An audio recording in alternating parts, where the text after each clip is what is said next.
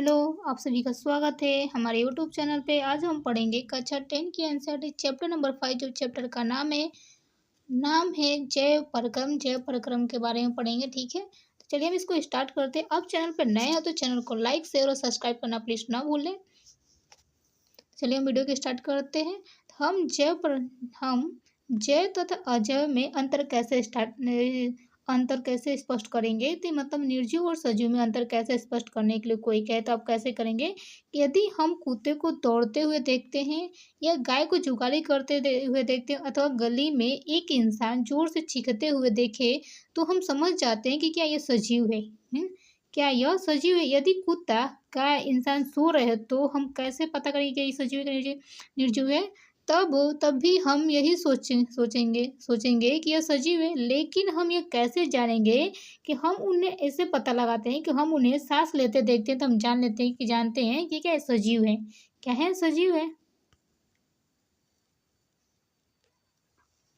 लेकिन हम यह कैसे जानेंगे कि सांस देखते समय और जानते हैं कि ये सजीव है। पौधे के बारे में हम कैसे जानेंगे कि ये सजीव है कि ये निर्जीव है। पौधे के बारे में हम कैसे जानेंगे कि सजीव। लेकिन हम तो जंतु के बारे में देखते हैं। जंतु दौड़ते हैं। जो जंतु होते हैं, बहुत से जंतु जुगाली करते रहते हैं, चीखते हैं, चिल्लाते हैं। हाँ, और खास तौर में सोते समय भी क्या तो सांस लेते हैं तो हम समझ जाते हैं कि ये सजीव है। लेकिन पौधे के बारे में हम कैसे जानेंगे कि सजीव है। हम में से कुछ कहेंगे कि हरे होते हैं। हम में से कुछ कोई कहेगा कि क्या हरे होते हैं। लेकिन उन पौधों के बारे में क्या होंगे जिनकी पत्तियां हरी न होकर अन्य कलर की होती है। हरी न होकर अन्य कलर की होती है तो वे समय के साथ वृद्धि करते हैं। पौधे हम यह कह सकते हैं कि वे सजीव हैं क्योंकि समय के साथ वृद्धि करते हैं। दूसरे शब्दों में हम सजीव के सामान्य प्रमाण के तौर पर कुछ गतियों पर विचार करते हैं। ये गतियाँ वृद्धि संबंधी या अन्य हो सकती है। लेकिन वो पौधा भी सजीव है जिसमें वृद्धि परिलक्षित नहीं होती है। बहुत से पौधे छोटे होते हैं, वृद्धि नहीं होती, क्या वो भी सजीव होते हैं। कुछ जंतु सांस तो लेते हैं परंतु जिनमें गति स्पष्ट रूप से नहीं दिखाई देती। कुछ जंतु होते हैं जिनमें सांस लेते हैं पर गति स्पष्ट रूप से नहीं दिखाई देती है। वे भी क्या होते हैं, सजीव होते हैं। अतः दिखाई देने वाली गति जीवन के परिभाषित लक्षण के लिए पर्याप्त नहीं होते हैं। जितने भी गति दिखाई देते हैं वो क्या होते हैं, जीवन के परिभाषित लक्षण के लिए क्या पर्याप्त नहीं होते। अति सूक्ष्म स्केल पर होने वाली जितनी भी गतियाँ होती है हमें आंखों से दिखाई नहीं देती है। हम कह सकते हैं कि यदि अति सूक्ष्म स्केल पर होने वाली गति आंखों से दिखाई नहीं देती है। उदाहरण के लिए अणुओं की जो गतियाँ होती है, मॉलिक्यूल के जो मूवमेंट होते हैं, क्या अदृश्य आणविक गति जीवन के लिए आवश्यक है। अदृश्य आणविक गति जीवन के लिए आवश्यक है। यदि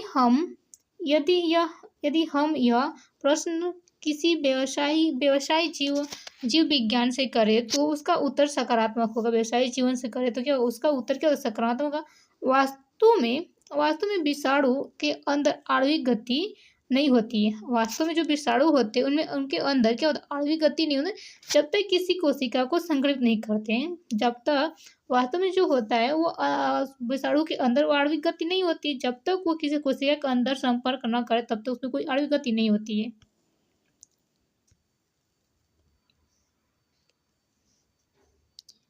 जीवन के लिए आणविक गति क्यों आवश्यक है। जीवन के लिए आणविक गति क्यों आवश्यक है। पूर्व कक्षा हमने देखा है, पहले की कक्षा में हमने पढ़ चुके हैं कि सजीव की संरचना सुसंगठित होती है। क्या होती है, सुसंगठित होती है। उनमें उत्तक हो सकते, उनमें क्या होता है, उत्तक हो सकता है। उत्तकों में कोशिकाएं होती है। जो आपको पता है कि जो सजीव की जो संरचना होती है वो कैसे सुसंगठित होती है। उनमें क्या होता है, उत्तक होते हैं। उत्तकों में कोशिकाएं होती है और कोशिकाओं के छोटे छोटे क्या होते हैं, घटक होते हैं। कोशिकाओं के छोटे छोटे घटक होते हैं। सजीवों की संगठित एवं सुव्यवस्थित संरचना समय समय के साथ क्या पर्यावरण के प्रभावों के कारण विघटित होने लगती है। क्या होता है, जो सजीवों की सुसंगठित या सुव्यवस्थित संरचना है, सजीवों की संगठित एवं सुव्यवस्थित संरचना समय के साथ साथ क्या होता है, पर्यावरण के प्रभाव के कारण क्या होता है, विघटित होने लगती है। यदि यह व्यवस्था टूटती है तो जीव और अधिक समय तक जीवित नहीं रह पाएंगे। अगर ये व्यवस्था टूट जाती है तो क्या होता है, जीव अधिक समय तक क्या होता है, जीवित नहीं रह पाएंगे। अतः जीवों के शरीर को मरम्मत तथा अनुरक्षण की आवश्यकता होती है। क्या होती है? जो जितने भी जीव होते हैं उनके शरीर को मरम्मत तथा अनुक्षण की क्या होती है? आवश्यकता होती है। क्योंकि ये सभी संरचनाएं अणुओं से क्या होती है? बनी होती है। क्योंकि जो जितनी भी संरचनाएं होती है, हमारे ऊतक है, क्या होते हैं? सभी क्या होते हैं? अणुओं से बने होते हैं। अतः उन्हें अणुओं को लगातार गतिशील बनाए रखने के लिए सजीवों में अनुरक्षण प्रक्रम कौन से है? आपको बता दें, आप बताइए कि अतः उन्हें अणुओं को लगातार गतिशील बनाए रखना है तो सजीवों में जो अनुरक्षण कैसे, किस प्रक्रम में कौन सा प्रक्रम है? आइए इसको खोजते हैं। तो हमारा अगला टॉपिक है जैव प्रक्रम। क्या होता है? जैव प्रक्रम क्या होते हैं? जीवों का अनुरक्षण कार्य निरंतर होना चाहिए। जीवों का अनुरक्षण कार्य क्या होता है? निरंतर होना चाहिए। उस समय भी यह उस समय भी चलता रहता है जब कोई विशेष कार्य नहीं करते। जीवों का जो अनुरक्षण कार्य होता है वो निरंतर चलता रहता है। उस समय भी चलता रहता है जब कोई विशेष कार्य नहीं होता, तो क्या तभी चाम पढ़ते होते। जब हम सो रहे हो अथवा कक्षा में पढ़ रहे तो उस समय भी क्या अनुरक्षण काम चलता रहना चाहिए। अनुरक्षण का जो काम होता है वो चलता रहना चाहिए। वे सभी प्रक्रम को सम्मिलित रूप से अनुरक्षण कार्य करते हैं, उसको हम क्या कहते हैं? जैव प्रक्रम कहलाते हैं। क्या कहलाते हैं? वे सभी प्रक्रम जो सम्मिलित रूप से अनुरक्षण का कार्य करते हैं जैव प्रक्रम कहलाते हैं। क्या कहलाते हैं? जैव प्रक्रम कहलाते हैं। जैव प्रक्रम क्या होता है? जीवों का अनुरक्षण का कार्य निरंतर होना चाहिए। उस समय भी चलता रहता है जब कोई विशेष कार्य नहीं होता है। जब हम सो रहे होते हैं अथवा कक्षा में बैठ कर पढ़ रहे होते हैं और उस समय भी यह अनुरक्षण का काम चलता रहना चाहिए। वे सभी प्रक्रम जो सम्मिलित रूप से अनुरक्षण का कार्य करते हैं, प्रोटेक्ट का कार्य करते हैं, वो क्या होते हैं? जैव प्रक्रम कहलाते हैं। क्या कहलाते हैं? जैव प्रक्रम कहलाते हैं। क्योंकि क्योंकि क्षति तथा टूटने फूटने के रोकने के लिए अनुरक्षण प्रक्रम आवश्यकता होती है। क्योंकि क्षति तथा टूट फूट रोकने के लिए अनुरक्षण का जो प्रक्रम होता है क्या होता है? आवश्यकता होती है। अतः इसलिए उन्हें ऊर्जा की आवश्यकता होती है। क्या होती है? इसलिए उन्हें ऊर्जा की क्या होती है? आवश्यकता होती है। यह ऊर्जा एकल जीव के शरीर के बाहर से आती है। यह जो ऊर्जा होती है एकल जीव के शरीर से क्या होता है? बाहर आती है। यह जो ऊर्जा होती है एकल जीव के शरीर से क्या होता है? बाहर आती है। इसलिए ऊर्जा के स्रोत का बाहर से जीवों को इसलिए जो ऊर्जा का स्रोत का बाहर से जीवों के शरीर के हस्तांतरण के लिए कोई प्रक्रम होना चाहिए। आप क्या करते हैं कि यदि एकल जीव के शरीर में जो बाहर से आती है, ऊर्जा एकल सजीव में जो बाहर से आती है, इसलिए ऊर्जा के जो स्रोत होते हैं ना, बाहर से सजीव के शरीर में क्या होता है? हस्तांतरण का कोई प्रक्रम होना चाहिए। ठीक है। इसलिए ऊर्जा के स्रोत हम भोजन तथा शरीर के अंदर लेने के प्रक्रम को पोषण कहते हैं। इससे ऊर्जा के स्रोत को हम भोजन तथा शरीर के अंदर लेने के प्रक्रम का पोषण करते हैं। यदि जीव में शारीरिक वृद्धि होती है तो इसके लिए उससे बाहर से अतिरिक्त कच्ची सामग्री की आवश्यकता होती है। यदि जीव में शारीरिक वृद्धि होती है तो उसके लिए क्या होता है? उससे बाहर से अतिरिक्त कच्ची सामग्री की आवश्यकता होती है क्योंकि पृथ्वी पर जीवन कार्बन आधारित अणुओं पर निर्भर होता है। क्या होता है? जितने भी जीव है पृथ्वी पर जीवन कार्बन आधारित अणुओं पर क्या निर्भर होते हैं। अतः अधिकांश खाद्य पदार्थ भी आधारित होते हैं। क्या होते हैं? अधिकांश खाद्य पदार्थ आधारित इन कार्बन स्रोतों की जटिलता के अनुसार विभिन्न प्रकार के पोषण प्रक्रम में प्रयुक्त होते हैं। अलग अलग जीवों की जो पोषण की भिन्नता होती है अलग अलग होती है।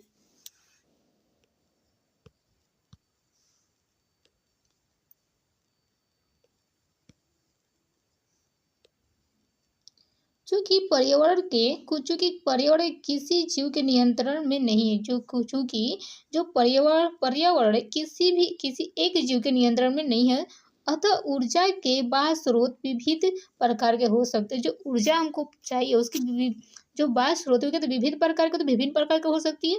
शरीर के अंदर ऊर्जा के इन स्रोतों के विघटन या निर्माण की आवश्यकता होती है। जो शरीर के अंदर क्या होता है?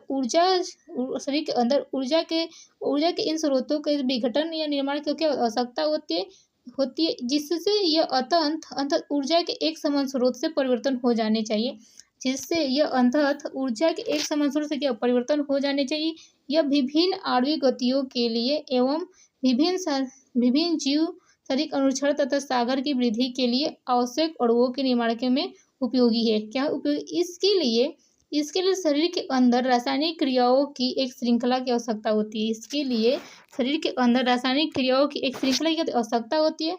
उपचयन अपचयन उपचयन अपचयन अभिक्रिया अणुओं के विघटन की कुछ सामान्य रासायनिक युक्तियाँ होती हैं। जो उपचयन अपचयन अभिक्रिया होती है अणुओं के विघटन की सामान्य रासायनिक क्या युक्तियाँ होती है। इसके लिए बहुत से जीव शरीर के बाहरी स्रोत से ऑक्सीजन प्रयुक्त करते हैं। इसके लिए क्या उपचयन अपचयन अभिक्रिया होती है। अभिक्रिया में क्या होता है, अणुओं का जो विघटन होता है ना, अणुओं जब टूटते हैं तो कुछ सामान्य रासायनिक युक्तियाँ होती है। इसके लिए बहुत से जीव शरीर के बाहरी स्रोत से ऑक्सीजन की प्राप्त करते हैं, प्रयुक्त करते हैं। शरीर के बाहर से ऑक्सीजन का ग्रहण करना तो कोशिकीय आवश्यकता के अनुसार खाद्य स्रोतों के विघटन में उसका उपयोग श्वसन कहलाता है। क्या कहलाता है? श्वसन कहलाता है। किसी जीव के बाहरी स्रोत से ऑक्सीजन प्रयुक्त करते हैं। शरीर के बाहर से ऑक्सीजन ग्रहण करना तथा कोशिकीय आवश्यकता के अनुसार खाद्य स्रोतों के विघटन में विघटन में उसका उपयोग हो श्वसन कहलाता है। क्या कहलाता है? श्वसन कहलाता है। एक कोशिकीय जीव पूरी सतह पर्यावरण के संपर्क में रहती है। आपको पता है कि जितनी भी एक कोशिकीय जीव हैं कि पूरी सतह के पर्यावरण के संपर्क में रहती है। अतः इन्हें भोजन ग्रहण करने के लिए, गैसों का आदान प्रदान करने के लिए वर्ज्य पदार्थ के निष्कासन के लिए किसी विशेष अंग की आवश्यकता नहीं होती है। आपको पता है बच्चों कि जितने एक कोशिकीय जीव होते हैं वो एक ही कोशिका से अपने भोजन को डाइजेशन करना, अपने शरीर से अपशिष्ट पदार्थ को बाहर निकालना और रक्त परिवहन एक ही कोशिका के द्वारा होता है। एक कोशिकीय जीव जितने भी होते हैं उनकी एक ही कोशिका से गैसों का आदान प्रदान करना, भोजन को ग्रहण करना, वर्ज्य पदार्थ का निष्कासन करना, ये सभी कार्य क्या होते हैं? एक ही कोशिका के संपन्न होते। लेकिन जब जीव के शरीर के आकार बढ़ता है तथा शारीरिक अभिकल्प अधिक जटिल हो जाता है, तब क्या होता है?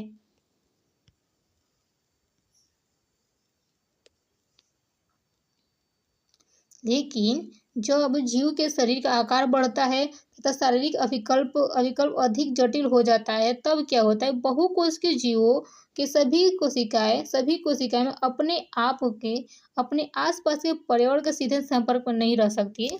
जितनी बहुकोशिकीय जीव हैं बहुकोशिकीय जीवों में सभी कोशिकाएं अपने आसपास के पर्यावरण के सीधे संपर्क में नहीं रहती। अतः साधारण विसरण सभी कोशिकाओं की आवश्यकता की पूर्ति नहीं कर सकती है। साधारण जो विसरण होता है सभी कोशिकाओं की आवश्यकता की पूर्ति नहीं कर सकती है। हमने पहले देख चुके हैं कि बहुकोशिकीय जीव में विभिन्न कार्यों को करने के लिए भिन्न अंग विशिष्टकृत हो जाते हैं। क्या होते हैं? विशिष्टकृत होते हैं। आपको पता है कि बहुकोशिकीय जीव में बहुकोशिकाएं पाई जाती है।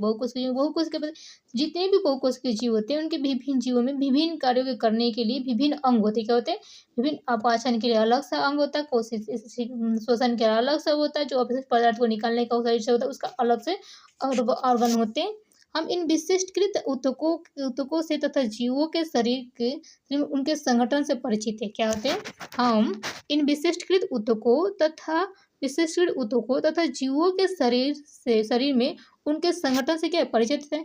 अतः इनमें कोई आश्चर्य नहीं है कि भोजन तथा ऑक्सीजन का अंतर्ग्रहण भी विशिष्टकृत ऊतकों का कार्य। हम आश्चर्य में नहीं है कि जो भोजन है तथा ऑक्सीजन का अंतर्ग्रहण भी क्या होता है? विशिष्टकृत ऊतकों का एक कार्य है। परंतु इससे एक समस्या पैदा होती है। यदि भोजन एवं ऑक्सीजन का अंतर्ग्रहण कुछ विशिष्ट अंगों द्वारा होता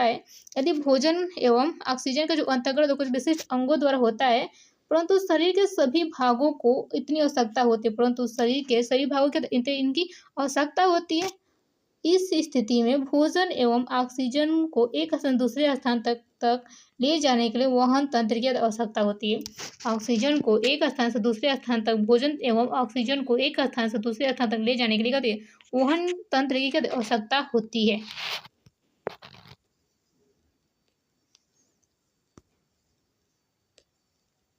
जब रासायनिक अभिक्रिया में कार्बन का स्रोत तथा ऑक्सीजन का उपयोग ऊर्जा प्राप्ति के लिए होता है। जब रासायनिक अभिक्रिया में कार्बन का स्रोत तथा ऑक्सीजन का उपयोग ऊर्जा प्राप्ति के लिए होता है, तब ऐसे उत्पाद भी बनते हैं उत्पाद जो शरीर की कोशिकाओं के लिए न केवल अनुपयोगी होते हैं बल्कि हानिकारक भी हो सकते हैं। जब रासायनिक अभिक्रिया में कार्बन और ऑक्सीजन का उपयोग ऊर्जा प्राप्ति के लिए होता है, तब ऐसे उत्पाद भी बनते हैं जो शरीर की कोशिकाओं के लिए न केवल अनुपयोगी होते बल्कि हानिकारक भी क्या होते हो सकते हैं। इन अपशिष्ट उत्पादों को शरीर से बाहर निकालना अति आवश्यक होता है। इस प्रक्रिया को हम उत्सर्जन कहते हैं। क्या कहते हैं? जब रासायनिक अभिक्रिया के समय कार्बन का स्रोत तथा ऑक्सीजन का उपयोग हमसे ऊर्जा प्राप्ति होती है, तब उसी समय क्या होता है, हानिकारक पदार्थ भी क्या होता है हमारे शरीर में बनते हैं। उन हानिकारक पदार्थों को निकालने के लिए शरीर से बाहर निकालने का आवश्यक होता है। जो इस प्रक्रम हानिकारक पदार्थों को निकालने की जो प्रक्रिया होता है उसको हम उत्सर्जन कहते हैं। क्या कहते हैं? उसको हम उत्सर्जन कहते हैं। यदि बहुकोशिकीय जीवों में शरीर की अभिकल्पना में मूल नियमों का पालन किया जाता है, यदि बहुकोशिकीय जीवों में शरीर की अभिकल्पना के मूल नियमों का पालन किया जाता है, तो उत्सर्जन के लिए विशिष्ट ऊतक विकसित हो जाएगा। विशिष्ट ऊतक क्या होता है? विकसित हो जाएगा। इसका अर्थ है कि परिवहन तंत्र की आवश्यकता अपशिष्ट पदार्थों को कोशिका से उत्सर्जन ऊतक तक पहुंचाने की होगी। क्या होता है? इसका अर्थ है कि परिवहन तंत्र की जो आवश्यकता अपशिष्ट पदार्थों की कोशिका से इस उत्सर्जन ऊतक तक पहुंचाने की होगी। आइए हम जीवन का अनुरक्षण करने वाले आवश्यक प्रक्रमों के बारे में एक-एक करके विचार करते हैं।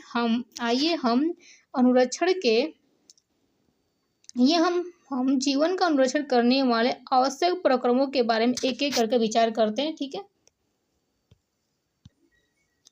आगे पढ़ने से पहले हम थोड़ा प्रश्न देख लेते हैं। हमारे जैसे बहुकोशिकीय जीवों में ऑक्सीजन की आवश्यकता की पूर्ति करने वाले विषयों को पर्याप्त बताइए। ठीक है?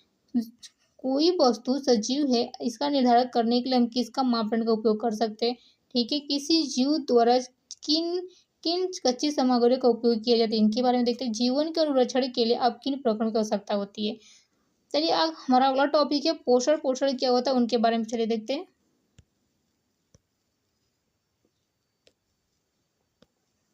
जब हम टहलते हैं या साइकिल की सवारी करते हैं तो हम ऊर्जा का उपयोग करते हैं। क्या करते हैं? जब हम टहलते हैं या हम साइकिल की सवारी करते हैं या हमें ऊर्जा का क्या उपयोग करते हैं। उस स्थिति में भी जब हम कोई आभासी अभिक्रिया नहीं करते हैं, तो हमारे शरीर में प्रक्रम की स्थिति के अनुरक्षण करने की ऊर्जा की आवश्यकता होती है। क्या होती है?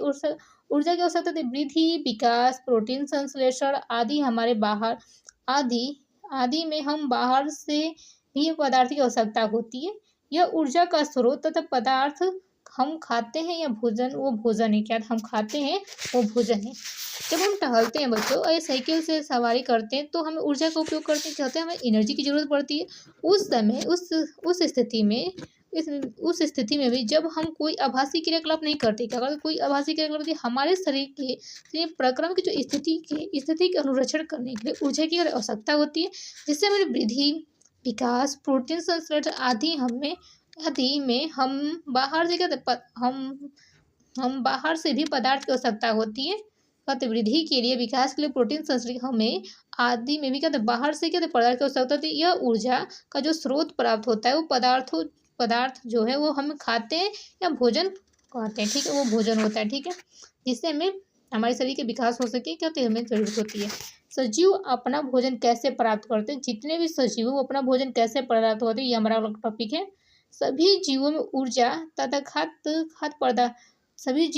तथा पदार्थ की सामान्य आवश्यकता सामान्य क्या होती है? सामान्य आवश्यकता समान है। आपको पता है कि जितने भी सजीव हैं, जीव में क्या होते हैं? जितने भी जीव हैं, ये ऊर्जा तथा पदार्थों की सामान्यता की आवश्यकता समान है, लेकिन इसकी आपूर्ति भिन्न भिन्न विधियों से होती है। लेकिन इसकी जो आपूर्ति होती है भिन्न भिन्न, जितने भी ब्रह्मांड में जीव, उनकी क्या जीवित रहने के ऊर्जा की क्या जरूरत है, लेकिन जो इनकी आपूर्ति है, भोजन की जो इनकी आपूर्ति है भिन्न भिन्न विधियों से होती है। कुछ जीवों में अकार्बनिक स्रोत से कार्बन डाइऑक्साइड तथा जल के रूप में सरल पदार्थ प्राप्त करते हैं। क्या करते हैं?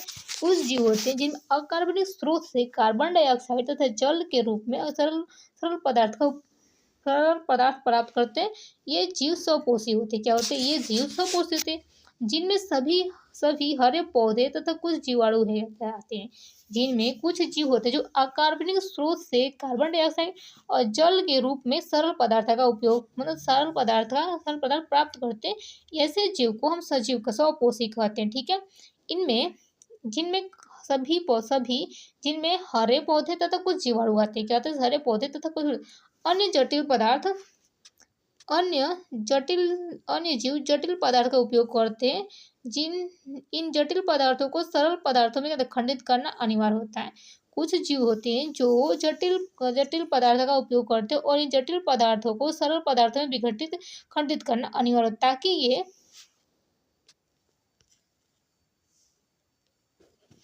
ताकि ये जीवों के संचारण तथा वृद्धि में प्रयुक्त हो सके। जीवों के संचारण तथा वृद्धि में क्या प्रयुक्त हो सके, इससे प्राप्त करने के लिए जीव जैव उत्प्रेरक का उपयोग करते हैं। इससे प्राप्त करने के लिए क्या करते हैं? जैव उत्प्रेरक जिन्हें हम एंजाइम कहते हैं। क्या कहते हैं? जैव उत्प्रेरक का उपयोग करते हैं और हम इन्हें क्या कहते हैं? एंजाइम कहते हैं। अतः विषमपोषी उत्तरजीविता के लिए प्रत्यक्ष या परोक्ष रूप से स्वपोषी पर आश्रित होते हैं। आपको पता है जितने विषमपोषी जीव होते हैं वो जो अपने भोजन के लिए प्रत्यक्ष रूप से या परोक्ष रूप से डायरेक्ट इनडायरेक्ट रूप से स्वपोषी पर क्या आश्रित होते हैं। जंतु तथा कवक इसी प्रकार के विषमपोषी जीव में सम्मिलित होते हैं। जंतु तथा जो कवक होते हैं इसी प्रकार के विषमपोषी जीव में क्या सम्मिलित होते हैं? क्या होते हैं? सम्मिलित होते हैं। अगला टॉपिक है हमारा स्वपोषी पोषण क्या होता है उनके बारे में पढ़ेंगे। ठीक है, स्वपोषी पोषण क्या उनके बारे में। स्वपोषी जीव कार्बन तथा ऊर्जा की आवश्यकताएं प्रकाश संश्लेषण द्वारा पूरी करती। आपको पता है जितने भी स्वपोषी जीव होते हैं जिन जीवों की जो कार्बन तथा ऊर्जा की जो आवश्यकता होती है वो प्रकाश संश्लेषण द्वारा क्या पूरी होती है। कैसे होती है? प्रकाश संश्लेषण द्वारा पूरी होती है।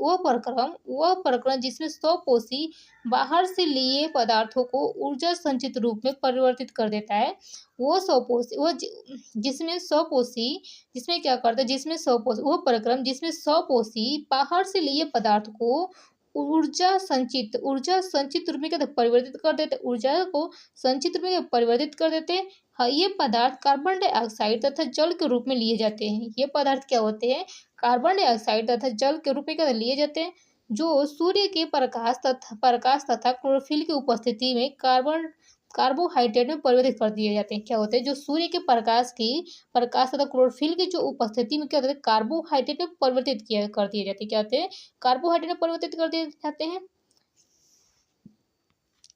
कार्बोहाइड्रेट पौधों को ऊर्जा प्रदान करने में प्रयुक्त होते हैं। क्या होते हैं? जो कार्बोहाइड्रेट होते हैं क्या होते हैं? पौधों को ऊर्जा प्रदान करने में प्रयुक्त होते हैं। अलग अलग अनुभाग हम अध्ययन करेंगे कि यह कैसे होता है। अलग अलग अनुभागों में अध्ययन करेंगे कैसे होता है। जो कार्बोहाइड्रेट तुरंत प्रयुक्त नहीं होते। क्या होता है? तुरंत इसका यूज नहीं होता है।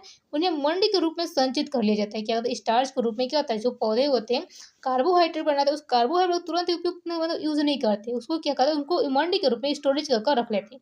स्टोरेज करके क्या कर रख लेते हैं।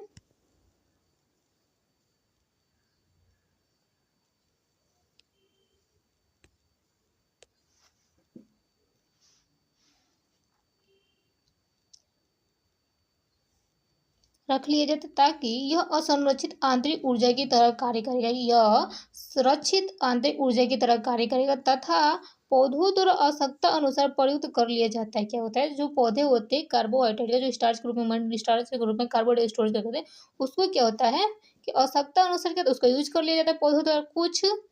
कुछ इसी तरह की स्थिति हमारे अंदर भी देखी जा सकती है। हम क्या होती है तो हम पौधे के बारे में देखें, लेकिन कुछ इसी तरह की स्थिति क्या होता है हमारे अंदर भी होती है। हमारे द्वारा खाए गए भोजन में उत्पन्न ऊर्जा का कुछ भाग हमारे शरीर में क्या होता है ग्लाइकोजन के रूप में संचित हो जाता है। क्या होता है? हमारे शरीर में भी क्या होता है कि जो हम भी भोजन करते हैं उनको क्या करते हैं उत्पन्न ऊर्जा के कुछ भाग हमारे शरीर में क्या होता है ग्लाइकोजन के रूप में जो भोजन हो वो क्या हमारे शरीर में क्या होता है स्टोरेज होता है। मनुष्य में जितने भी मनुष्य हैं उनमें क्या होता है जो भोजन का स्टोरेज करते हैं ग्लाइकोजन के रूप में, लेकिन जो पौधे हैं अपने भोजन का स्टोरेज कैसे करते हैं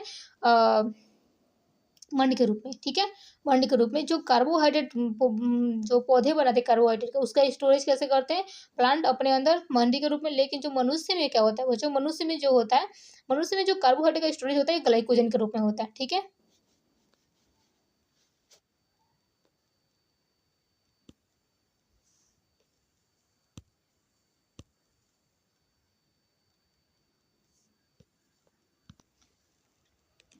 एक क्रियाकलाप देख लेते हैं। गमले में लगा एक सबलित पत्ती क्या लेना है? उदाहरण के लिए मनी प्लांट या क्रोटन का पौधा ले सकते हैं। ठीक है, एक गमले में क्या सबलित पत्ती या ना मिले तो मनी प्लांट का या क्रोटन का एक पौधा लेना। ठीक है, पौधे को 3 दिन अंधेरे कमरे में रखना है। क्या करना है बच्चों? आपको पौधे को 3 दिन अंधेरे कमरे में रखिए ताकि उसका संपूर्ण मंड का प्रयुक्त हो जाए। जबकि जो उनका जो पत्तियाँ ये होते हैं, पौधे क्या करते हैं अपने कार्बोहाइड्रेट को मंड के रूप में स्टार्च के रूप में कहते हैं स्टोरेज करते हैं।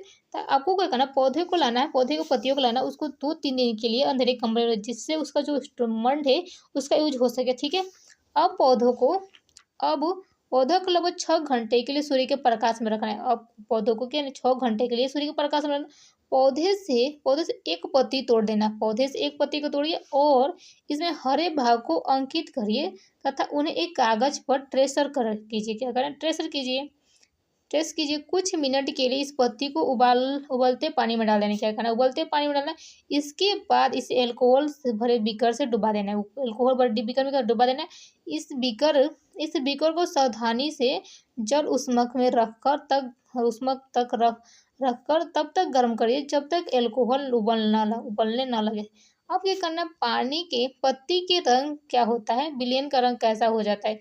जब अब कुछ मिनट के लिए इन्हें पत्ती को आयोडीन के बड़े के तनु विलयन में डाल देना। ठीक है, पत्ती को बाहर निकाल कर उसके आयोडीन को धो देना। क्या उसके आयोडीन को क्या धो डालिए।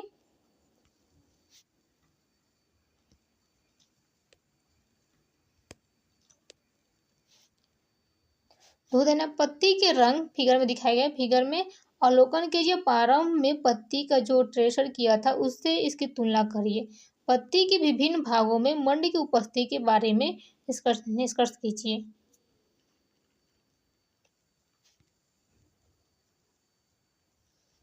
देखिए, ये पत्ती है, सबलित के मनी प्लांट कोई भी लेना है। इसको क्या करना है? ये पहले था जब हम तोड़ के थे, जब इसको हम सारा परीक्षण करें तब ये ऐसा हो गया था।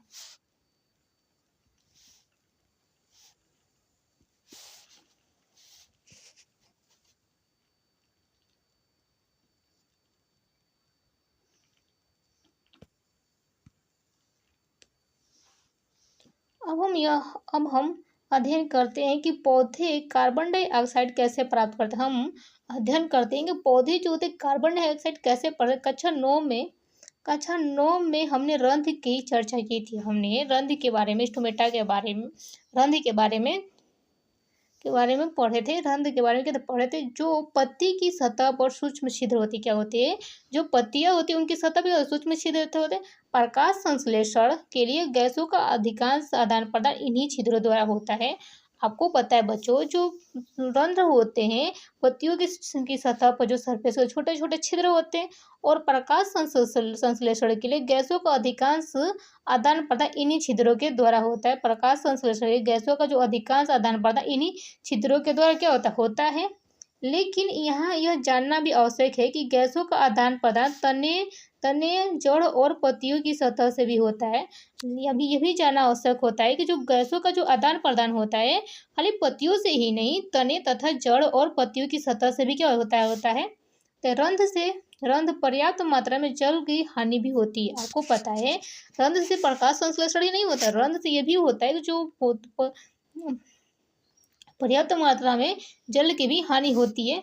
अतः जब प्रकाश संश्लेषण के लिए कार्बन डाइऑक्साइड की आवश्यकता नहीं होती है तब इन छिद्र की बंद कर लेते। तब पौधे इन छिद्रों को क्या कर लेते? बंद देते। जब प्रकाश संश्लेषण की पौधों की आवश्यकता नहीं होती तो क्या करते? पौधे अपने रंध्र को क्या होता है? बंद कर लेते। क्या होते हैं? बंद कर लेते।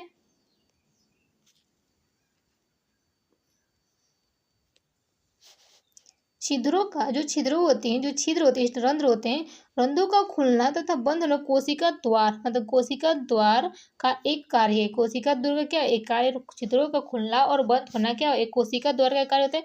कोशिका द्वार में जब जल अंदर जाता है तो वह फूल जाते हैं। क्या होता है? जब कोशिका द्वार में जब जल अंदर जाता है तो वह फूल जाते हैं और रंध्र का छिद्र खुल जाता है। क्या होता है? रंध्र का छिद्र खुल जाता है। इसी तरह जब द्वार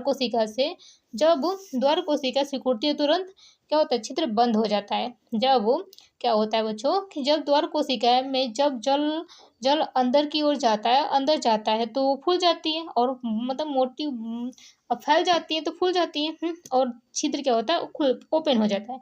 छिद्र ओपन जैसे ही जल द्वार कोशिका से बाहर निकल जाता है, बाहर निकल जाता है जो द्वार कोशिका तो सिकुड़ जाती है और सिकुड़ने के बाद क्या होता है, छिद्र बंद हो जाता है। सिकुड़ने के बाद क्या होता है, छिद्र बंद हो जाता है, स्टोमेटा बंद हो जाता है।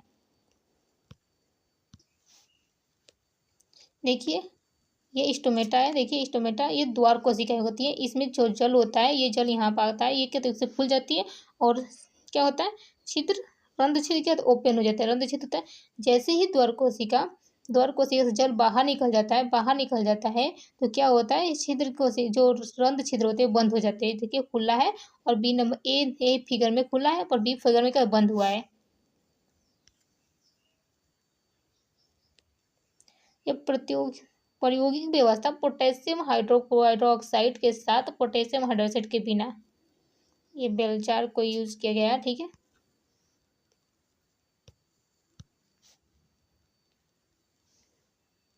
क्रियाकलाप 5.2 में देखते हैं कि लगभग समान आकार के गमले लगे पौधे लीजिए। आपको क्या करना है, लगभग समान आकार के लगे गमले में पौधे को लेना है। ठीक है, दूसरा पॉइंट है 3 दिन तक उन्हें अंधेरे कमरे में रखना है। क्या करना है, दो समान आकार के गमले लेना, उसमें जो पौधा लगा उसको लेना है और 3 दिन तक उसको अंधेरे कमरे में रखना। ठीक है, अब प्रत्येक पौधे को अलग अलग कांच पट्टिका पर रखिए, अलग अलग कांच पट्टिका पर रखिए और पौधे के पास वॉश ग्लास में पोटेशियम हाइड्रोक्साइड रखना है। आपको क्या करना है, पोटेशियम पौधे के जो वॉश ग्लास में रखना है और उसको वॉश ग्लास में क्या पोटेशियम हाइड्रोक्साइड रखना है। और पोटेशियम हाइड्रोक्साइड उपयोग कार्बन डाइऑक्साइड को अवशोषित करने के लिए किया जाता है। पोटेशियम हाइड्रोक्साइड क्या करता है, जो प्रयोग होता है और कार्बन डाइऑक्साइड को क्या ऑब्जॉर्व करने के लिए किया जाता है। फिगर में अभी चित्र में दिखाए हम तो आपको के अनुसार दोनों पौधों को अलग अलग बेलजार से ढक देना। ठीक है, जार के तेल को सील करने के बाद जार के तले तले को सील करने के लिए कांच पट्टिका का वैसलीन लगा दे। क्या कहते हैं, जार को तले को सील करने के बंद करना है तो उस पर क्या करना है, कांच मतलब कांच पट्टिका का वैसलीन कर लगा देते हैं, जिससे प्रयोग वायुरोधी हो जाता है। ठीक है, लगभग लगभग 2 घंटे के लिए पौधों को सूर्य के प्रकाश में रख देना है। ठीक है, प्रत्येक पौधे से एक एक पत्ती तोड़िए और उपयुक्त क्रियाकलाप की तरह उससे मंड की उपस्थिति को जांच करना। ठीक है, क्या दोनों पत्तियां समान मात्रा में मंड की उपस्थिति दर्शाती है, इस क्रियाकलाप को अपने निष्कर्ष निकालना। हम पहले क्या किए थे, 2 गमले लिए थे, दोनों गमलों को दोनों पौधे लगे 2-3 दिन उसको हम अंधेरे कमरे रख दिए। अब फिर क्या किया, प्रत्येक पौधों को अलग अलग कांच पट्टिका रखे, क्या करें अलग अलग कांच पट्टिका और एक पौधे के बाद वॉच ग्लास में पोटेशियम हाइड्रोक्साइड रख दिए। क्या कहते हैं, पोटेशियम हाइड्रोक्साइड क्या होता है, जो कार्बन डाइऑक्साइड को ऑब्जॉर्ब करने अवशोषित करने के लिए किया जाता है। अब क्या कहते हैं, बेलजार को पौधे को अलग अलग बेलजार से ढक देते हैं। ठीक है, जार के तले को बंद करने के जो उसका तली होता है उसको बंद करने के लिए हम कांच पट्टिका पर वैसलीन लगा देते हैं। ठीक है, जिससे इससे क्या होता है, प्रयोग वायुरोधी हो जाता है, जिससे ऑक्सीजन या एयर नहीं जा पाता है। अब लगभग 2 घंटे के लिए पौधे को सूर्य के प्रकाश में रखते हैं। प्रत्येक पौधे की एक पत्ती को तोड़ते हैं और उपयुक्त क्रियाकलाप की तरह उसमें मंड की उपस्थिति का जांच करते हैं। हम क्या दोनों पत्तियां समान मंड की उपस्थिति दर्शाती है, इस क्रियाकलाप को आइए निष्कर्ष निकालते हैं। देखिए 2 पौधे लिए थे, एक को हम पोटेशियम हाइड्रोक्साइड का ये ग्लास लिए हैं। ठीक है, ये क्या है, ये भी वॉच है। अब इसको हम क्या करेंगे, एक पौधे में पोटेशियम हाइड्रोक्साइड का वॉच ग्लास के पास रख देंगे और उसको हम जो ये बेलजार है उसको हम ये वैसलीन से सील कर देंगे। क्या करें, वैसलीन से व्यवस्था पोटेशियम हाइड्रोक्साइड के साथ और पोटेशियम हाइड्रोक्साइड के बिना। इसमें पोटेशियम हाइड्रोक्साइड यूज किया गया, इसमें क्या पोटेशियम हाइड्रोक्साइड बी नंबर में नहीं यूज किया गया है। उपरोक्त क्रियाकलाप के आधार पर क्या हम ऐसा प्रयोग कर सकते हैं कि जिससे प्रदर्शित हो सके कि प्रकाश संश्लेषण के लिए सूर्य की प्रकाश की आवश्यकता होती है। आपको पता है बच्चों कि जितने भी पौधे प्रकाश संश्लेषण करने के लिए क्या होता है, सूर्य की प्रकाश की उपस्थिति जरूरी होती है। अब तक हम यह चर्चा कर चुके कि स्वपोषी अपनी ऊर्जा आवश्यकता की पूर्ति कैसे करते हैं। हाँ, लेकिन उन्हें भी अपने शरीर के निर्माण के लिए कच्ची सामग्री की क्या होती है, आवश्यकता होती है। उन्हें भी अपने शरीर को जो निर्माण करना, उनकी भी कच्ची सामग्री की आवश्यकता होती है। स्थलीय पौधे पौधे प्रकाश संश्लेषण के लिए आवश्यक जल की पूर्ति जड़ों द्वारा मिट्टी से उपस्थित जल को अवशोषण करते हैं। आपको पता है जितने भी स्थलीय पौधे होते हैं, पौधे प्रकाश संश्लेषण के लिए जो जल की आवश्यकता होती है उसकी पूर्ति जड़ों द्वारा मिट्टी में उपस्थित जल के अवशोषण से करते हैं। क्या तो उपस्थित जल के अवशोषण से करते हैं। नाइट्रोजन, फास्फोरस और लोहा तथा मैग्नीशियम सरीखे अन्य पदार्थ मिट्टी से लिए जाते हैं। आपको पता है जितने भी नाइट्रोजन है, फास्फोरस तथा लोहा तथा मैग्नीशियम सरीखे से तथा अन्य भी पदार्थ लिए जाते हैं। नाइट्रोजन एक आवश्यक तत्व है। नाइट्रोजन कैसे एक आवश्यक तत्व जिसका उपयोग प्रोटीन तथा अन्य यौगिकों के संश्लेषण में किया जाता है। नाइट्रोजन एक आवश्यक तत्व जिसका उपयोग प्रोटीन तथा अन्य यौगिकों के संश्लेषण में किया जाता है। इन्हें अकार्बनिक नाइट्रेट का नाइट्राइट के रूप में किया जाता है। आपको पौधे जितने भी पौधे होते हैं, नाइट्रोजन जो अन्य यौगिकों के संश्लेषण के लिए जो अकार्बनिक नाइट्राइट के रूप में किया जाता है। पौधे डायरेक्ट नाइट्रोजन का उपयोग नहीं कर सकते हैं, उसको क्या करते हैं, अकार्बनिक नाइट्रेट को नाइट्राइट के रूप में क्या उपयोग करते हैं। अब इन्हें उन कार्बनिक पदार्थों के रूप में लिया जाता है जिन्हें जीवाणु वायुमंडलीय नाइट्रोजन बनाते हैं। उन्हें जो आपको बताएं अभी, जो नाइट्रोजन होता है पौधे डायरेक्ट नहीं ले सकते। क्या होता है, पौधे डायरेक्ट लेते हैं, उन कार्बनिक पदार्थों के रूप में ले जाते हैं जिन्हें जीवाणु वायुमंडलीय नाइट्रोजन से बनते हैं। क्या होते हैं, जिन्हें जीवाणु वायुमंडलीय नाइट्रोजन से क्या बनते हैं। जो हम क्रियाकलाप देखे थे, दोनों क्रियाकलाप के आधार पर हमने ऐसा प्रयोग कर सकते हैं कि जिससे ये प्रदर्शित हो सकता है कि प्रकाश संश्लेषण क्या होता है, सूर्य की प्रकाश की आवश्यकता होती है। यह अब तक हम ये चर्चा कर चुके जो स्वपोषी होते हैं अपने ऊर्जा की आवश्यकता की पूर्ति कैसे करते हैं। स्वपोषी अपनी ऊर्जा की लेकिन उन्हें भी अपने शरीर के निर्माण के लिए सिर्फ प्रकाश की आवश्यकता नहीं होती, उससे शरीर के निर्माण के कच्ची सामग्री की भी आवश्यकता होती है। जो स्थलीय पौधे होते हैं बच्चों, प्रकाश संश्लेषण के लिए आवश्यक जो जल की होती है, प्रकाश संश्लेषण जल की आवश्यकता होती है। जो जल की पूर्ति के लिए जड़ों द्वारा मिट्टी में उपस्थित जल के अवशोषण करते हैं। नाइट्रोजन, फास्फोरस, लोहा तथा मैग्नीशियम सरीखे तथा अन्य पदार्थ भी मिट्टी में लिए जाते हैं। मिट्टी से क्या होता है, लिए जाते हैं। नाइट्रोजन एक आवश्यक तत्व है जिसका उपयोग प्रोटीन तथा अन्य यौगिकों के संश्लेषण में किया जाता है। उन्हें अकार्बनिक नाइट्राइट के रूप में लिया जाता है और उन्हें अकार्बनिक नाइट्रेट का नाइट्राइट के रूप में लिया जाता है। उन्हें कार्बनिक पदार्थ के रूप में जिन्हें हम जीवाणु वायुमंडलीय नाइट्रोजन से बनते हैं। जिन्हें जीवाणु वायुमंडलीय नाइट्रोजन से क्या बनते हैं।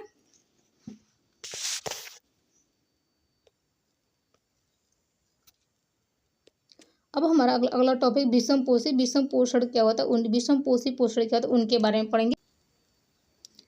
हमारा अगला टॉपिक विषम पोषी पोषण क्या होता है उनके बारे में देखते हैं। तो प्रत्येक जीव अपने पर्यावरण के लिए अनुकूलित होते हैं। क्या होते हैं, प्रत्येक जीव अपने पर्यावरण के लिए अनुकूलित होते हैं। भोजन के स्वरूप एवं उपलब्धता के आधार पर पोषण की विधि विभिन्न प्रकार की हो सकती है। भोजन के स्वरूप तथा उपलब्धता के आधार पर पोषण की जो विधि होती है विभिन्न प्रकार की हो सकती है। इसके अतिरिक्त यह जीव के भोजन ग्रहण करने के ढंग पर भी निर्भर करती है। इसके अतिरिक्त क्या होता है कि जो जीव की जो भोजन ग्रहण करने की जो विधि होती है उन पे भी क्या निर्भर करती है। उदाहरण के लिए यदि भोजन स्रोत अचल है, मतलब जैसे घास है, अचल है मतलब घास है, या गतिशील जैसे हिरण दोनों प्रकार के भोजन का अभिगम क्या होता है, तरीका भिन्न होता है। भोजन ग्रहण की जो अधिगम क्या होती है, क्या होता है, भिन्न होती है।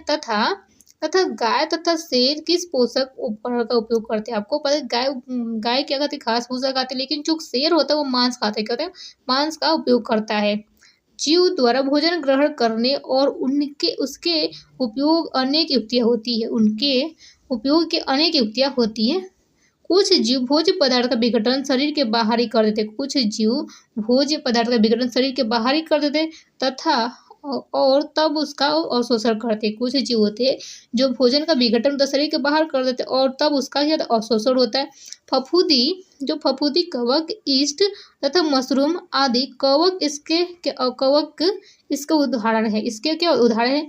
अन्य जीव संपूर्ण भोज्य पदार्थ अंतर्ग्रहण तथा उनका पाचन शरीर के अंदर करता है। आपको पता है जो कुछ जीव ऐसे होते हैं जो भोज्य पदार्थ का विघटन शरीर के बाहर ही कर देते हैं और तब जाके उसका अवशोषण करते हैं। ठीक है, जैसे फफूंदी, कवक, मशरूम आदि। कवक इनके क्या उदाहरण होते हैं। और जैसे अन्य जीव क्या होते हैं, अन्य जीव संपूर्ण भोज्य पदार्थ का अंतर्ग्रहण कर लेते हैं, क्या उसको निगल लेते, खा लेते और तब उनका पाचन शरीर के अंदर होता है। जीवों द्वारा किस भोजन का अंतर्ग्रहण किया जाए, उनके पाचन की विधि उसके शरीर की अभिकल्पना तथा कार्यशैली पर निर्भर करता है। आपको पता है जो जीवों द्वारा किस भोजन का अंतर्ग्रहण किया जाए तथा उसके पाचन की जो विधि है उसके शरीर की अभिकल्पना तथा कार्यशैली पर क्या निर्भर करती है। घास, फल, कीट, मछली, मृत खरगोश खाने वाले जंतु के अंतर के बारे में आप क्या सोच सकते हैं। जैसे जो घास खाने वाले जीव हैं, फल खाने वाले जीव हैं, कीट खाने वाले, जो मछली खाने वाले, मृत खरगोश को खाने वाले जो जंतु है उनमें अंतर बताना है। ठीक है, कुछ अन्य जो पौधों और उस जंतुओं को बिना मारे उनसे पोषण प्राप्त करते हैं। आपको पता है जो कुछ जीव होते हैं जो पौधों तथा जंतुओं को बिना मारे ही उनसे क्या पोषण प्राप्त करते हैं। यह पोषण युक्ति अमरबेल,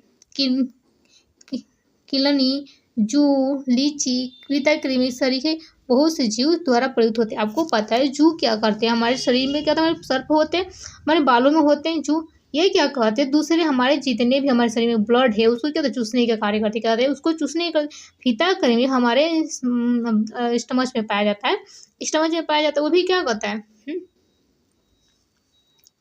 अमरबेल भी क्या होता है, अमरबेल किसी प्लांट पे ही पाया जाता है। अमरबेल एक पौधा है जो किसी प्लांट के ऊपर क्या होता है फैल जाता है, उसी से जो प्लांट होती है उसी से क्या होता है अपने भोजन को प्राप्त करता है।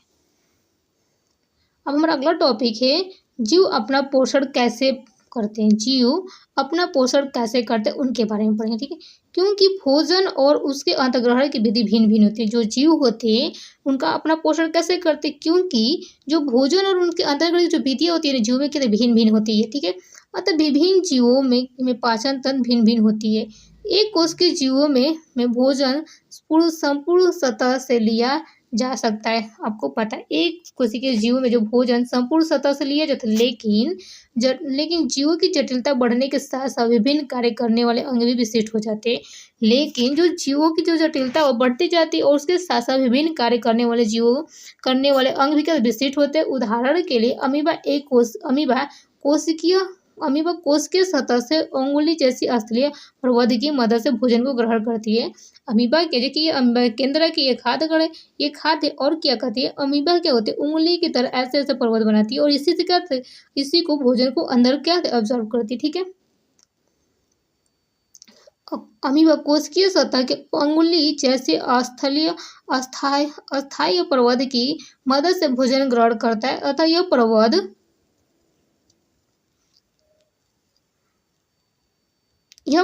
भोजन के कणों को घेर लेते हैं। ठीक है, तथा संगलित होकर खाद्य रिक्तता बनाते हैं। खाद्य रिक्तता के अंदर जटिल पदार्थों का विघटन सरल पदार्थों में किया जाता है। आपको पता है जो खाद्य रिक्तिका होती है वो क्या कहते हैं जटिल खाद्य पदार्थों को सरल पदार्थों में विघटित कर देती है। क्या कहते हैं सरल पदार्थ में विघटित कर देती है और वे कोशिका द्रव्य में विस्तृत हो जाते हैं। क्या कहते हैं वो कोशिका द्रव्य कहते हैं विस्तृत हो जाते हैं। बचा हुआ जो अपच पदार्थ होता है जो पूर्ण रूप से डाइजेस्ट नहीं होता उसको अपच पदार्थ करते हैं। अपच पदार्थ कोशिका की सतह से की ओर गति करता है और शरीर से बाहर निकल जाता है, निष्कासित कर दिया जाता है। और जो बचा हुआ जो पूर्ण रूप से जो भोजन होता है डाइजेस्ट नहीं हो पाता अमीबा में क्या होता है जो शरीर की बाहर कोशिका की सतह से की ओर गति करता है और शरीर से बाहर निष्कासित कर दिया जाता है। पैरामेसियम भी एक कोशिकीय जीव। पैरामेसियम भी क्या होता है बच्चों एक कोशिकीय जो इसकी कोशिका का एक निश्चित आकार होता है। इसकी कोशिका का एक निश्चित आकार जो भोजन एक विशेष स्थान से ग्रहण किया जाता है। भोजन जो पैरामेसियम एक कोशिकीय जीव लेकिन उसकी कोशिका एक निश्चित आकार होता है, शेप होता है। ठीक है, तथा भोजन एक विशिष्ट स्थान से ग्रहण किया जाता है। जो भोजन होता है एक विशिष्ट स्थान से ग्रहण किया जाता है। भोजन इस स्थान तक पश्चात की गति द्वारा पहुंचता है। जो भोजन होता है पश्चात की गति द्वारा पहुंचता है और जो कोशिका की पूरी सतह से ढके होते हैं। क्या होते हैं जो कोशिका के पूरी सतह से क्या ढके होते हैं। अगर अगला प्रश्न है हमारा, मनुष्य में पोषण कैसे होता है उनके बारे में देखें। अभी तो हमने छोटे छोटे जीवों के बारे में देखे, लेकिन अब मनुष्य में पोषण कैसा होता है उनके बारे में देखेंगे। चलते, ठीक है।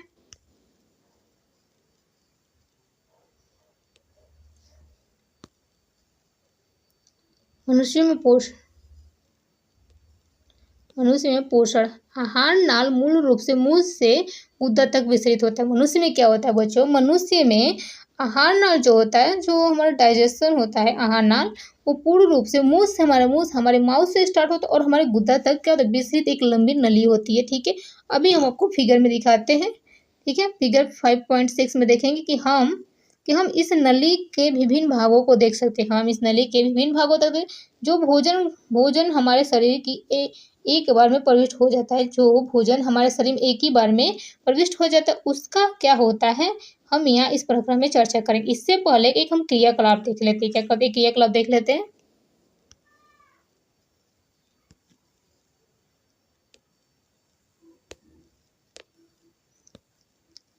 को एक मल मंड या मंड का घोल लेना है, मंड का स्टार्च का घोल लेना, 2 प्रखंड लेना है, एक में ए तथा दूसरे में बी। ठीक है, प्रखंड ए में 1 ml डाल लीजिए। ठीक है, ml डाल लीजिए, दूसरे में 20 दूसरे प्रखंडी को 20-30 मिनट तक शांत तक छोड़ दीजिए, उसी तरह छोड़ देना है। आपको करना है, अब प्रत्येक प्रखंडी में कुछ बूंद तनु आयोडीन का घोल डालिए। प्रत्येक प्रखंड तनु किस प्रखंडी में आपको रंग में परिवर्तन दिखाई दे रहा है। ठीक है, दोनों प्रखंडी में मंड की उपस्थिति के बारे में क्या इंगित करी और लार मंड की क्या क्रिया के बारे में बताया था। आपको क्या करना है बच्चों कि एक ml मंड लेना है। क्या 1 ml मंड लेना, 1% दोनों प्रखंडी ए तथा बी लीजिए। प्रखंडी ए को 1 ml लार डाल देंगे। ठीक है, मंड को डाल दीजिए, लार को डाल दीजिए, दोनों प्रखंडी में 20 से 30 मिनट तक शांत से छोड़ दीजिए। एक प्रखंड दोनों प्रखंडी को 20 से 30 अब प्रत्येक प्रखंडी में कुछ बूंद तनु आयोडीन के घोल को डालिए और किस प्रखंडी में आपको रंग में परिवर्तन दिखाई दे रहा है। दोनों प्रखंडियों में मंड की उपस्थिति के बारे में यह क्या इंगित करता है कि यह लार की जो लार है, लार की मंड पर क्रिया के बारे में क्या दर्शाता है, उसके बारे में देखते हैं। हम क्या करते हैं बच्चों, हम हर तरह के भोजन खाते हैं। क्या करते हैं, हर तरह का पकौड़ी, ब्रेड, कुल्फी, मलाई, कुछ भी हर चीज़ खाते हैं, जिन्हें उसी भोजन नली से गुजारा जाता है, जो प्राकृतिक रूप से भोजन को एक प्रक्रम से गुजरना होता है। आपको पता है कि हम बहुत से प्रकार के भोजन को खाते हैं, जिन्हें उसी भोजन नली से गुजरना होता है, जो प्राकृतिक रूप से भोजन को एक प्रक्रम से गुजरना होता है, जिससे वह उस प्रकार के छोटे-छोटे कणों में बदल जाता है, इसे हम दांतों से चबाकर पूरा कर लेते हैं। क्या कहते हैं, इसे हम दांतों से चबाकर क्या पूरा करते हैं, क्योंकि आहार का स्तर बहुत कोमल होता है, अतः भोजन को गीला किया जाता है, ताकि इसका अगला भाग इसका मार्ग आसान हो जाए। क्या होता है, आसान हो जाए। हम अपनी पसंद का कोई पदार्थ खाते हैं तो हमारे मुंह में पानी आ जाता है। क्या होता है बच्चों, जब हम अपनी पसंद का कोई चीज़ खाते हैं, अगर कभी मम्मी कोई गुलाब जामुन बनाए तो आपको खाने के लिए गए तो आपके मुंह में पानी आ जाता है। यह वास्तव में केवल जल ही नहीं है, यह लाल ग्रंथि से निकलने वाला एक रस होता है, जिसे हम लाल रस कहते हैं, लार कहते हैं, लाल रस या लाल रस मतलब लार कहते हैं। क्या कहते हैं,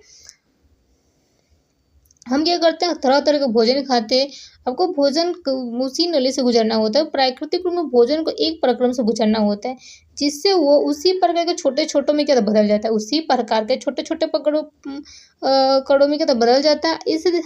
इसे हम दांतों से चबाकर पूरा कर लेते हैं, क्योंकि आहार का जो स्तर जो आहार की नली होती है क्या बहुत कोमल होती है, अतः भोजन को गीला किया जाता है। क्या, ताकि इसका मार्ग आसान हो जाए। ठीक है, अब हम अपनी पसंद का कोई पदार्थ खाते हैं तो हमारे मुंह में क्या था, पानी आने लगता है। क्या होता है, पहले से उसका नाम सुनते ही मुंह में क्या था, पानी आने लगता है। तो यह वास्तव में केवल जल ही नहीं होता है, यह लाल ग्रंथि से निकलने वाला एक रस होता है, जिसे हम लाल रस या लार कहते हैं।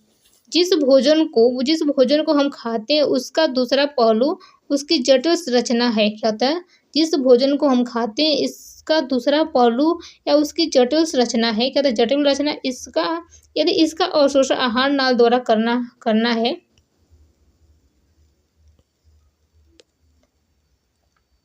यदि इसका अवशोषण आहार नाल द्वारा करना है तो इसे छोटे छोटे अणुओं में खंडित करना होगा।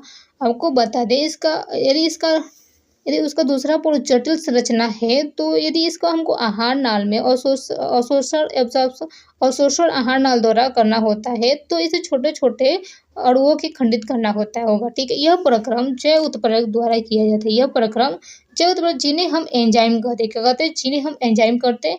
लार में भी एक एंजाइम होता है। लार में भी एक एंजाइम जिसे लार एमिलेज कहते हैं। लार एमिलेज कहते हैं। ठीक है, यह क्या करता है? यह मंड जटिल अणुओं को सरल में खंडित कर देता है। यह क्या करता है? जो लार एमिलेज होता है, लार एमिलेज, वो जटिल अणुओं को सरल शर्करा में खंडित करता है। भोजन को चबाने के दौरान पेशीय जिया भोजन को लार के साथ पूरी तरह से मिला देती है। जो हम भोजन चबाते समय क्या होता है, जो हमारी पेशियाँ होती हैं और जो हमारी जीव की जो पेशियाँ होती है, वो लार को क्या है भोजन में अच्छी तरह से मिला देती हैं। आहार नाल के हर भाग में भोजन के नियमित रूप से गति सही ढंग में प्रक्रमित होने के लिए आवश्यक है। आपको जो हमारी आहार नाल के हर भाग में भोजन की जो नियमित रूप से गति उसके सही ढंग से प्रक्रमित होने के लिए आवश्यक होते हैं। यह क्रमाकुंचन गति पूरी भोजन नली में होती है। ये जो क्रमाकुंचन गति होती है पूरी भोजन नली में होती है। मुंह से आमाशय तक भोजन ग्रसिका ईसोफेगस द्वारा ले जाया जाता है। आपको पता है मुंह से जो आमाशय तक जो भोजन होता है ग्रसिका द्वारा या ईसोफेगस द्वारा ले जाया जाता है। आमाशय एक बृहत अंग होता है। क्या होता है? एक बड़ी और अंग होती है जो भोजन के आने पर फैल जाता है। क्या होता है? जो भोजन आता है तो आमाशय हमारा फैल जाता है। आमाशय की जो पेशीय भित्ति भोजन को अन्य पाचक रसों को के साथ मिश्रित करने में सहायक होती है।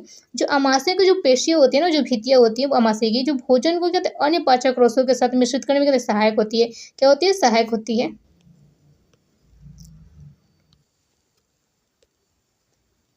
अब क्या होता है? ये पाचन कार्य आमाशय की भित्ति में उपस्थित जठर ग्रंथियों के द्वारा संपन्न होती है। आपको पता है जो पाचन का कार्य होता है आमाशय की भित्ति में उपस्थित जो जठर ग्रंथियां होती है के द्वारा संपन्न होती है। ये हाइड्रोक्लोरिक अम्ल एक प्रोटीन पाचक एंजाइम पेप्सिन तथा श्लेष्मा का स्राव करती क्या होते हैं?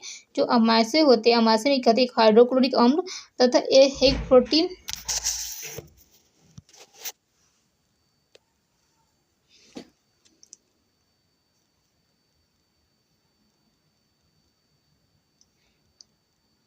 ये पाचन कार्य में आमाशय की भित्ति में उपस्थित जठर ग्रंथियों के द्वारा संपन्न होते हैं।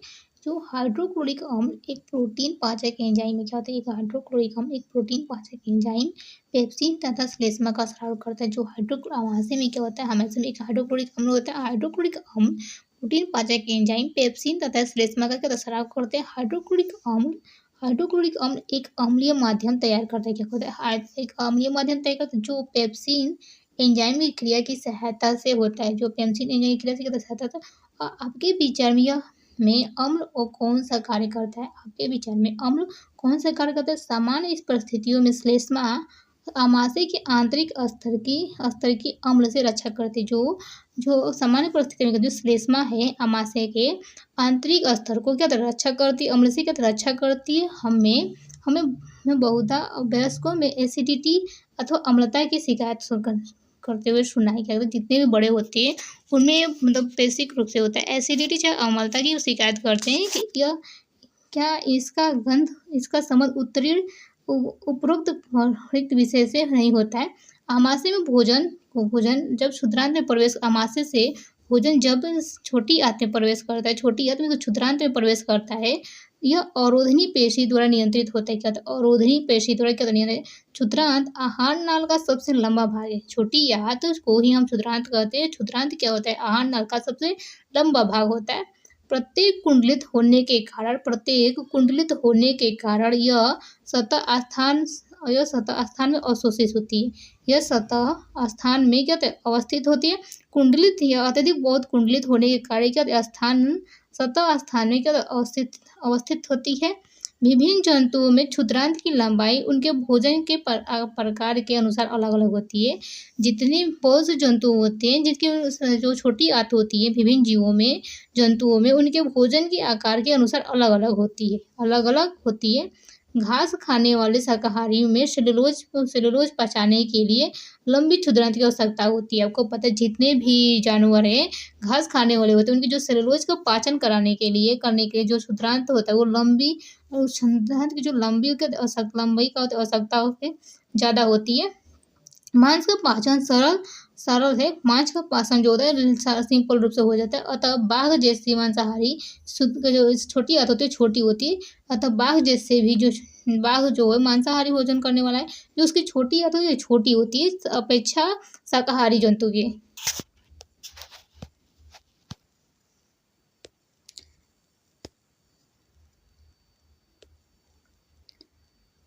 छोटी आंत कार्बोहाइड्रेट प्रोटीन और वसा के पूर्ण पाचन का स्थल होता है। छोटी आंत कार्बोहाइड्रेट प्रोटीन तथा वसा के क्या होता है पूर्ण पाचन का स्थल होता है जहाँ हम जितने भी कार्बोहाइड्रेट करते हैं प्रोटीन लेते हैं चाहे वसा संबंधित जो भोजन करते हैं वो छोटी आंत में क्या तो उसका पाचन पूर्ण रूप से होता है।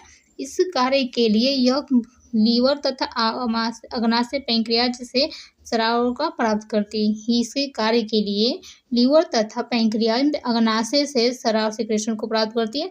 अमाशय से आने वाली भोजन अम्लीय अमाशय से जो भोजन आता है छोटी आंत में अम्लीय और अग्नाशय एंजाइमों की क्रिया के लिए उसे क्षारीय बना देता है। जो अम्लीय है और अग्नाशयी जो पैंक्रियाटिक एंजाइम होती है क्रिया के लिए उसे क्षारीय बनाया जाता है। लीवर से स्रावित पीत रस लीवर से जो यकृत से स्रावित होता है पीत रस इस कार्य को रोकता है। क्या कहते हैं कार्य को करता है। यह कार्य वसा पर क्रिया करने के अतिरिक्त क्षुद्रांत में मतलब छोटी आंत में वसा बड़ी गोलिकाओं के रूप में होता है। जो क्षुद्रांत में मतलब छोटी आंत में जो वसा होती है वसा का बड़ी गोलिकाओं के रूप में होती है जिससे उस पर एंजाइम कार्य करना मुश्किल हो जाता है। एंजाइम का कार्य करने का तो मुश्किल हो जाता है। पित्त लवण उन्हें और छोटी आंत में क्या होता है जो वसा होती है वसा की जो बड़ी गोलिकाएं होती है जिस पर एंजाइम को कार्य करना मुश्किल हो जाता है। पित्त लवण उन्हें छोटी छोटी गोलिकाओं में खंडित कर देता है। क्या कहता है पित्त लवण क्या कहता है छोटी छोटी गोलिकाओं में खंडित करता है जिससे एंजाइम की क्रियाशीलता बढ़ जाती है। जिससे क्या होता है एंजाइम की क्रियाशीलता बढ़ जाती है। यह साबुन पर मैल पर इमल्सीकरण की सतह क्या है यह साबुन का मैल इमल्सीकरण की सतह होता है जिसके विषय में हम अध्याय 4 में पढ़ चुके हैं। पैंक्रियाज अग्नाशिक रस का पैंक्रियाटिक जूस का स्राव करता है। जो अग्नाशय है अग्नाशिक रस का स्राव करती है जिसमें प्रोटीन का पाचन के लिए ट्रिप्सिन एंजाइम की आवश्यकता होती है। प्रोटीन के पाचन के लिए ट्रिप्सिन एंजाइम की आवश्यकता होती है तथा इमल्सीकृत वसा का पाचन करने के लिए लाइपेज एंजाइम की आवश्यकता होती है। इमल्सीकृत वसा का पाचन करने के लिए लाइपेज एंजाइम की आवश्यकता होती है। छोटी आंत की भित्तियों में ग्रंथि होती है। क्या होती है ग्रंथि होती है जो आंत रस स्रावित करती है। छोटी आंत की जो भित्तियाँ होती है उनमें ग्रंथि होती है उनमें क्या होता है आंत रस स्रावित हो करती है। इसमें उपस्थित एंजाइम अंत में प्रोटीन को अमीनो अम्ल और जटिल कार्बोहाइड्रेट ग्लूकोज तथा वसा अम्लों को ग्लिसरॉल में परिवर्तित कर देते हैं। आपको पता है कि जो क्षुद्रांत मतलब छोटी आंत है छोटी जो भित्तियाँ होती है वाल है उनमें क्या होते हैं भित्ति में ग्रंथि होती है जो आंत रस जो स्रावित करती है और जो इसमें उपस्थित एंजाइम में अंत प्रोटीन को अमीनो अम्ल में जटिल कार्बोहाइड्रेट को ग्लूकोज में तथा वसा अम्ल तथा ग्लिसरॉल में परिवर्तित कर देते हैं। कहते चेंज कर देते हैं। पचित भोजन को आंत की भित्तियों में अवशोषित कर लिया जाता है। जो पचा हुआ भोजन होता है उसको आंत की जो भित्ति होती है उसमें अवशोषित कर लेते हैं। छोटी आंत के आंतरिक स्तर पर अनेक उंगली जैसे प्रवध होते क्या होते हैं जिन्हें हम द्विग्रोम कहते हैं। छोटी आंत के आंतरिक स्तर पर अनेक उंगली जैसे उंगली के उभारनुमा जैसे प्रवध छोटे छोटे होते हैं जिन्हें हम द्विग्रोम कहते हैं। जिन्हें क्या होता है द्विग्रोम को कहते हैं। यह अवशोषण का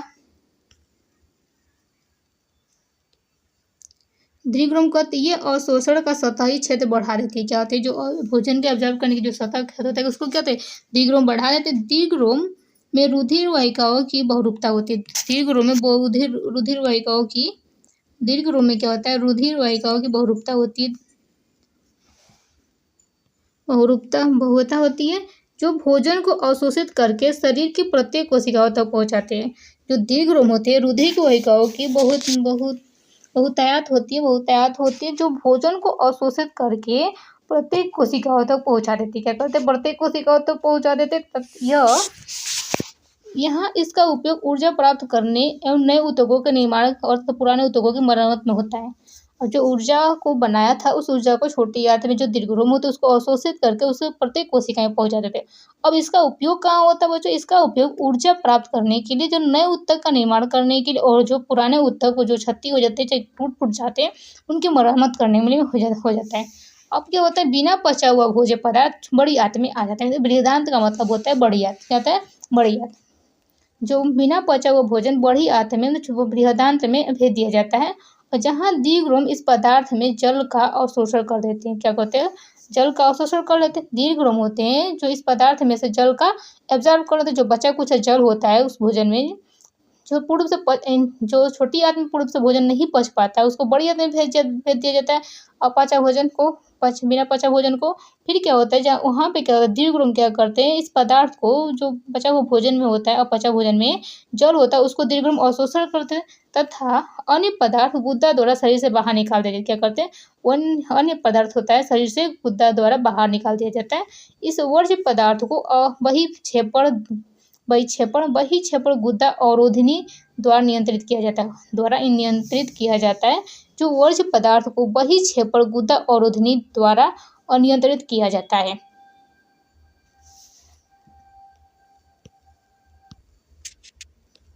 देखिए, ये हमारा यहाँ मुंह है। हम मुंह से जब भोजन अंदर लेते हैं, अंदर से हमारे माउथ में मुंह में जाता है। मुंह में क्या करता है, मुंह में जाते ही जो हमारी लार ग्रंथि है, उस लार को निकालती है और भोजन को अच्छे से छोटे छोटे मुलायम बना देती है। इसको लसलसा बना देती है, जो लार ग्रंथियाँ होती है, और दांत उसको चबा कर निकलते हैं। इसको ग्रासिका से निकलते हैं और निकल होते हुए कहाँ जाते हैं, अमाशय में क्या होता है, अमाशय में उसको भोजन का पूर्ण रूप से पाचन होता है। क्या होता है, अमाशय में पूर्ण रूप से पाचन होता है, जिसमें हाइड्रोक्लोरिक अम्ल को की सहायता से इसका पूर्ण रूप से पाचन। फिर वहाँ से जो पूरा भोजन पच जाता है, उसके बाद क्या होता है, क्षुद्रांत इस छोटी आंत में होता है। छोटी आंत में जो कार्बोहाइड्रेट वसा क्या होता है, अच्छा से पाचन होता है, अच्छा से पूर्ण रूप से पाचन हो जाता है, और छोटी आंत में पूर्ण रूप से पाचन हो जाता है। अब क्या होता है, जो अपचय भोजन होता है, अपचय मतलब पूर्ण रूप से पचा हुआ भोजन, जो वृद्धांत मतलब बड़ी आंत में, तो बड़ी आंत से जो भोजन होता है उसको हम शरीर से बाहर निकाल देते हैं।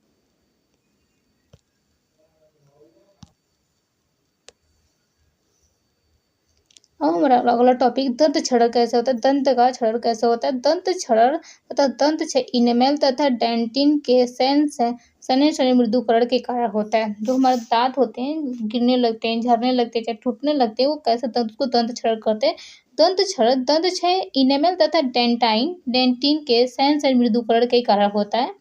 इसका प्रारंभ होता है जब जीवाणु शर्करा पर क्रिया करके अम्ल बनाते हैं। जब जीवाणु शर्करा पर क्रिया करके अम्ल बनाते, तब इनेमेल मृदुल या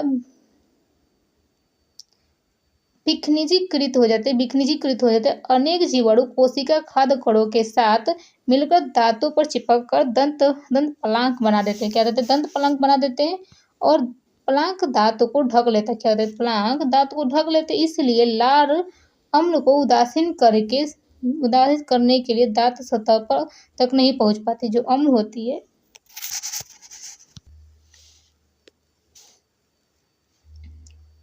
इसलिए लार अम्ल को उदासीन करने के लिए दंत सतह पर तक नहीं पहुंच पाती। इससे पहले कि जीवाणु अम्ल पैदा करे, भोजन के उपरांत दांतों को में ब्रश करने से प्लांक हट जाते। क्या होते हैं, दांतों में भोजन करने से प्लांक हट जाते हैं, अतः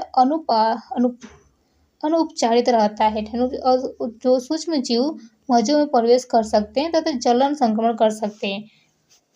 दंत क्षय इसलिए होता है कि जब आप भोजन के मुंह को अच्छे से वॉश नहीं करते, चाहे धोते नहीं है, तब क्या होता है, जो भोजन होते हैं हमारे दांत में चिपक जाते हैं।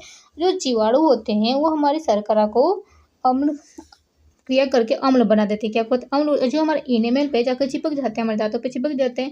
अब वो धीरे धीरे क्या होता है, वो दांतों को सड़ाने लगते हैं, और हम जिससे हमारे दाँत धीरे-धीरे क्या होते हैं, चिप सड़ने लगते हैं, दंत प्लग बना देते हैं, दाँतों में मिलकर दंत प्लग बना देते हैं और क्या होते हैं, अब दंत प्लग को ढक देते हैं, जिससे हमारे जो लार होते हैं, अम्ल को उदासीन करने के लिए दंत सतह तक नहीं पहुँच पाती है, जिससे हमारे जो दाँतें होती हैं, झड़ने लगती है, सड़ने लगती है। और जैसे हम भोजन हमको उससे बचाने के लिए क्या करना होगा कि जो हम भोजन करते हैं, भोजन करने के बाद हमें दाँतों में ब्रश करना चाहिए और जो प्लांक है, उसको हटाने के लिए अच्छे से हटाया जा सकता है, ठीक है? तो वीडियो कैसी लगी? वीडियो अच्छी तो वीडियो को लाइक, शेयर और सब्सक्राइब करना प्लीज़ ना भूलें।